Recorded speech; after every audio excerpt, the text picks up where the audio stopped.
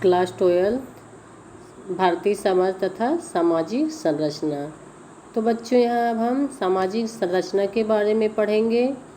तो सामाजिक संरचना को सर्वप्रथम हर्बर्ट स्पेंसर ने परिभाषित किया था।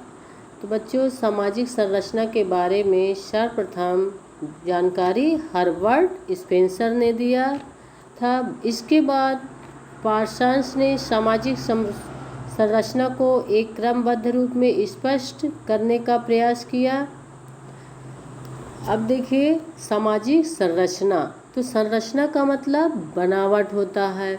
तो ये जो समाज की संरचना है इसका निर्माण कैसे हुआ। तो सामाजिक संरचना का निर्माण समाज की जो विभिन्न इकाइयाँ होती हैं उनसे हुआ है। समाज का निर्माण विभिन्न इकाइयाँ जिस प्रकार देखिए पहले जिस प्रकार शारीरिक संरचना अर्थात हमारे शरीर का निर्माण अनेक अंगों और उनकी व्यवस्थित कार्य प्रणाली से हुआ है। तो बच्चों हमारे शरीर का निर्माण जैसे हाथ, नाक, पैर, नाक, कान, मुंह इन सब को मिलाकर हमारे पूरे शरीर का निर्माण हुआ है। तो ये सारे शरीर के जो हमारे अंग हैं ये विभिन्न रूपों में अपना अलग अलग कार्य करते हैं। तो जिससे हमारे शरीर की संरचना बनी है। ठीक उसी प्रकार सामाजिक संरचना के निर्माण में भी बहुत से समूह का मतलब बहुत सारे लोगों का समूह, सामाजिक नियम तो नियमों की एक प्रणाली होती है, और सामाजिक मूल्य जो हमारे मूल्य हैं, हमारे विचार हैं, हमारी व्यवस्था है, उनके द्वारा सामाजिक संरचना का निर्माण होता है। और जब हम ये सारी इकाइयाँ एक संगठित रूप में विभिन्न व्यक्तियों और समूहों के जीवन को प्रभावित करते हैं। कहने का मतलब ये जो इकाइयाँ हैं, इकाइयाँ का मतलब ये जो इकाइयाँ हैं समूह, समुदाय, मूल्य, विचार ये सब व्यक्ति को प्रभावित करते हैं। तब क्या होता है, सामाजिक संरचना का निर्माण होता है। और इन इकाइयों में समय के साथ कुछ न कुछ परिवर्तन होता है। तो ये जो इकाइयाँ हैं, समूह है, मूल्य हैं, विचार हैं, नियम हैं, इनमें समय के साथ थोड़ा बहुत परिवर्तन होता रहता है। लेकिन जो सामाजिक संरचना है यह एक लंबे समय तक स्थायी रूप से बनी रहती है। तो बच्चों ये हुआ सामाजिक संरचना का निर्माण। तो सामाजिक संरचना का निर्माण जो समाज की इकाइयाँ हैं उनके द्वारा होता है। तो इसको हम शरीर की संरचना से समझ लिए हैं। आगे है भारतीय समाज की जो विशेषता है, भारतीय समाज की संरचना की जो विशेषताएं हैं। तो बच्चों सब लोग जानते हो भारतीय समाज एक परंपरागत समाज है जो एक लंबे समय तक हिंदू संस्कृति के रूप में भारतीय समाज के जनजीवन को प्रभावित करती रही है।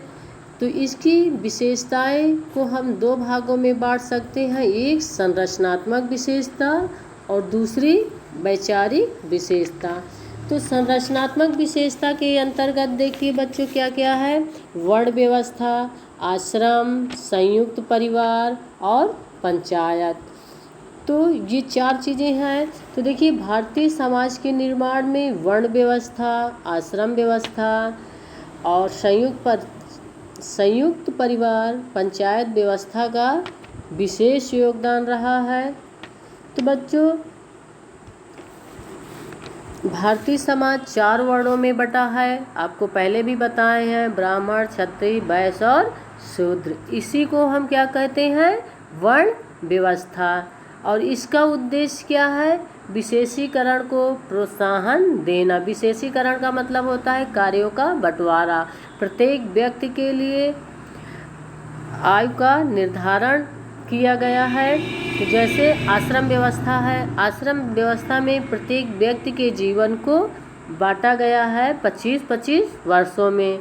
तो आश्रम 4 हैं, ब्रह्मचर्य आश्रम, गृहस्थ आश्रम, वानप्रस्थ आश्रम और संन्यास।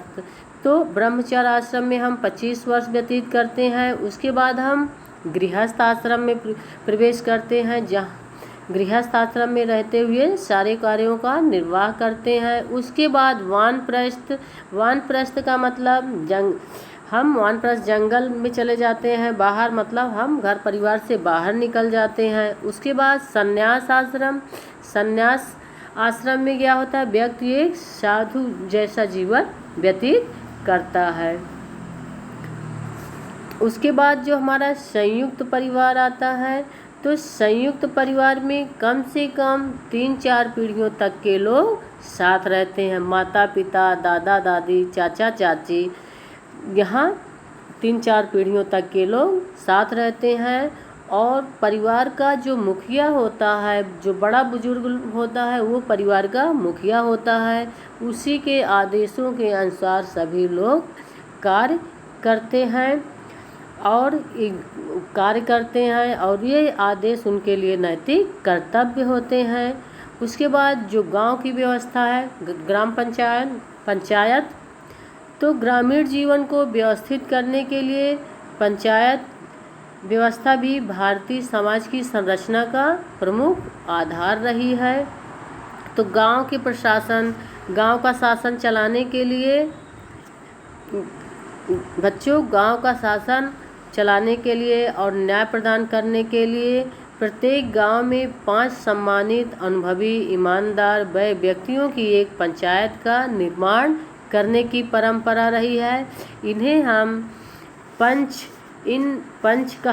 परमेश्वर भी कहा जाता है। इनके निर्णय की हम अवहेलना नहीं कर सकते। तो पहले क्या होता था बच्चों, 5 व्यक्तियों का जो अनुभवी हैं, योग्य होते हैं, इनको पंचायत बना दिया जाता था। लेकिन आज क्या है, आज की स्थिति देखिए, गांव का जो प्रधान है वो गांव के लोगों द्वारा चुना जाता है। तो तब और अब में बहुत परिवर्तन आ गया है। तो ये है संरचनात्मक विशेषताएं। उसके बाद दूसरी जो विशेषता है वो वैचारिकी है। तो वैचारिकी के अंतर्गत पुरुषार्थ है, कर्म है, पुनर्जन्म की अवधारणा, विवाह एक धार्मिक संस्कारों द्वारा समाजीकरण और पंच ऋण। तो बच्चों सबसे पहले हम पुरुषार्थ के बारे में जानेंगे। तो पुरुषार्थ 4 होते हैं, धर्म, अर्थ, काम और मोक्ष। तो बच्चों पुरुषार्थ कितने हैं, 4, धर्म, अर्थ, काम और मोक्ष। तो यहाँ धर्म का मतलब केवल कुछ विश्वासों या पूजा उपासना से ही नहीं, बल्कि इसका संबंध प्रत्येक व्यक्ति के द्वारा अपनी सामाजिक और आर्थिक परिस्थिति के अनुसार दूसरे के प्रति अपने कर्तव्यों को पूरा करने से है।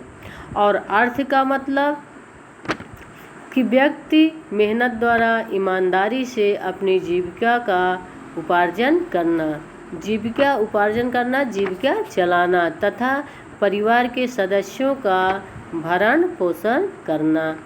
आगे है इसी में काम को पुरुषार्थ माना गया है, जिसमें व्यक्ति संतान को जन्म देकर समाज की निरंतरता को बनाए रखता है। मोक्ष तो जीवन का अंतिम लक्ष्य मोक्ष है। आगे है कर्म। तो भारतीय समाज में कर्म भी एक महत्वपूर्ण सिद्धांत रहा है। इस सिद्धांत का संबंध व्यक्तियों को विभिन्न पुरुषार्थों को पूरा करने के लिए प्रोत्साहन देना। उसके बाद पुनर्जन्म। तो पुनर्जन्म भी सभी लोगों को अपने कर्तव्यों के प्रति जागरूक बनाना और सामाजिक संरचना को स्थायी रूप से बल देने के लिए सामाजिक संरचना को स्थायी रूप देने के लिए इस विश्वास पर बल दिया गया कि वर्तमान जीवन में लोगों को मिलने वाले सुख दुख सफलता का कारण उनके पूर्व जन्म में किए गए कर्म है। कहने का तात्पर्य कि पूर्व जन्म में हम जैसा कर्म किए रहते हैं उसी के अनुसार ही हमें अगले जन्म में सुख दुख सफलता असफलता मिलती है। विवाह। तो बच्चों, विवाह को हमारे यहाँ एक धार्मिक संस्कार माना जाता है। इसे हम खत्म नहीं कर सकते, इसे तोड़ा नहीं जा सकता। इसे कोई अलग कर सकता है तो वो केवल मृत्यु है। आगे है संस्कारों द्वारा व्यक्ति का समाजीकरण। तो बच्चों, संस्कार भी एक धार्मिक क्रिया है जो एक विशेष परिस्थिति में व्यक्ति को कुछ विशेष कार्यों को पूरा करने का प्रशिक्षण देती है। यह संस्कार बच्चे के जन्म से लेकर मृत्यु तक पूरे किए जाते हैं। तो बच्चों, बच्चा जब प्रारंभ में जब जन्म में गर्भ में आता है तभी से ही संस्कार शुरू हो जाते हैं और मृत्यु तक चलता है। और समाजशास्त्र में 16 संस्कार हैं। आगे इसी में एक और है पंच ऋण। पंच ऋण समाज की व्यक्तिवादिता से पैदा होने वाले दोषों को दूर करने के लिए इसमें कहा गया है कि प्रत्येक व्यक्ति अनेक देवी देवताओं, ऋषियों, माता पिता, अतिथियों और छोटे जीवधारियों का ऋणी होता है। पंच ऋण का मतलब हम इन लोगों के ऋणी हैं, तो इनके प्रति हम अपने कर्तव्यों को पूरा करने को ही यज्ञ कहा गया। तो बच्चों, ये हुआ भारतीय समाज की जो विशेषता है।